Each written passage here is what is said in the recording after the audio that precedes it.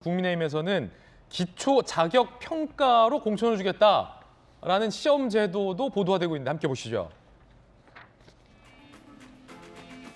기초 자격 평가로 공천 준다. 예상 문제도 보도되고 있습니다.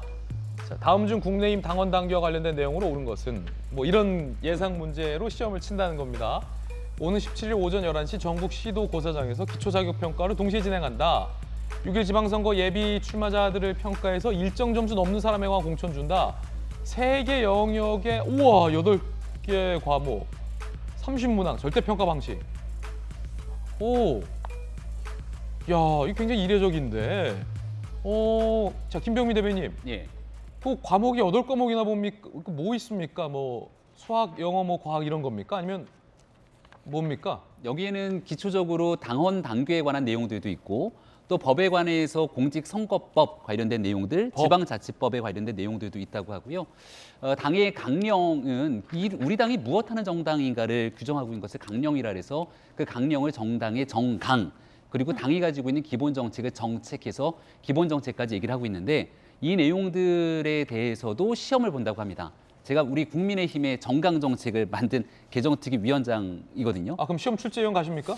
시험 출제는 저한테 물어보진 않았는데 아무튼 이 정강 정책에 대해서 기초의원, 광역의원으로 출마하려고 하는 많은 분들이 이 내용을 숙지하면서 정치를 하게 됐다는 것은 굉장히 긍정적이고 고무적으로 볼 수 있는 것 같고요. 네. 한날 한시에 모두 모여서 시험을 보는데 그 시험 결과에 따라서만 공천을 주는 건 아닌 것 같고, 그렇죠. 비례대표로 응시하게 되는 경우에는 특정 점수 허들을 넘어야만 자격을 부여하게 되는 것이고, 그리고 지역구에 출마하는 기초광역의원 같은 경우에는 여기 경선 등의 선발 과정에서 가점을 주는 식으로 진행을 한다고 합니다.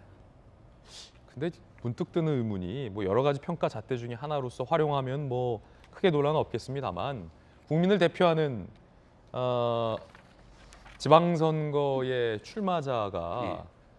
문제 하나 외우고 못 외우고로 과연 평가하는 게 무슨 관련이 있을까라는 의문도 듭니다. 굉장한 논란의 쟁점에 있는 게 사실이고요. 예. 여기에 대해서는 저마다 보는 분들만의 평가가 다를 겁니다. 당의 방침으로 일단 진행이 됐기 때문에 거기에 맞춰서 따르는 게 당원의 의무이긴 합니다만은 저도 이 문제를 둘러싸고서는 굉장히 여러 가지 생각들을 하게 되는 경우들이 있고요.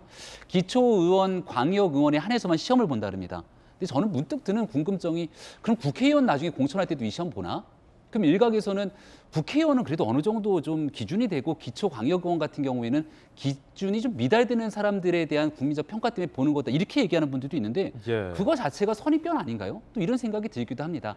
무튼 이준석 대표가 전당대회에서 당대표로 갔을 때 공언하고 공약했던 일이기 때문에 처음 시도되는 시험인 것 같은데요. 이 평가가 어떻게 진행되고 있는지, 그리고 이 평가를 통해서 정말 수준 높은 지방 인재들이 공천이 되는지, 아니면 이런 시험에도 불구하고 우리가 과거에 가지고 있었던 것처럼 흔히 말하는 지방 토호라든지 이렇게 잘못된 공천들이 이루어지는지를 한번 면밀히 짚어보고 난 다음에 평가가 이루어지지 않을까 싶습니다. 그렇군요.